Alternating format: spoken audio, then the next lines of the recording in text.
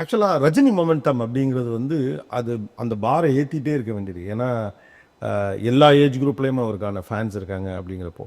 So அந்த exotic மொமெண்ட்னு ஒன்று build பண்ணுறது இருக்குல்ல, அது கொஞ்சம் இந்த படத்தில் உங்களுக்கு எளிதாக இருந்ததா? ஏன்னா ஒவ்வொரு படத்துலையுமே ஃபார் எக்ஸாம்பிள் அவருடைய ஓப்பனிங் சீனாக இருக்கலாம், இல்லை அவர் வைக்கிற ஒரு பஞ்ச் டயலாகாக இருக்கலாம், இல்லை அவர் பண்ணுற ஒரு சண்டே காட்சியாக இருக்கலாம், இல்லை ஏதோ ஒரு இடத்துல டக்கு அண்ணாமலையிலலாம் ஒரு சின்ன டயலாக் தான், ஒன்று என்னால் புரிஞ்சுக்கவே முடியல, என்னாலே புரிஞ்சுக்க முடியல, அவ்வளோ அது வந்து கிளாஸ் பறக்கும் தேட்டரில் ஒரே ஒரு வார்த்தை தான். இப்படி அந்த மொமெண்டம்ஸ் எல்லாருமே பில்ட் பண்ணி வந்திருக்காங்க, ரஜினி ஆரா அப்படின்னு சொல்லிட்டுங்க.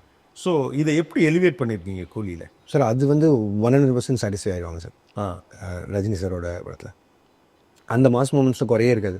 அது ரிலி ஹியூஜ். இந்த நாகார்ஜுன சார் பேட்டியில் சொன்னார், whistle whistle whistle whistle whistle ஃபிலிம்னு.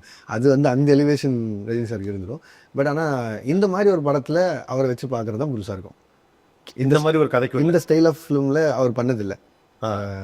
இந்த மாதிரி எப்படி சொல்கிறது, இது நீங்கள் ஹைப்பர் லிங்க்னு சொல்ல முடியாது. இட்ஸ் ஆல்ஸ் ஒரு சீக்வன்ஸ் ஆஃப் ஈவெண்ட்ஸ் தான். அது ஆக்ஷன் ட்ரிவன் மூட்லேயே இருக்கிற ஒரு படம் தான்.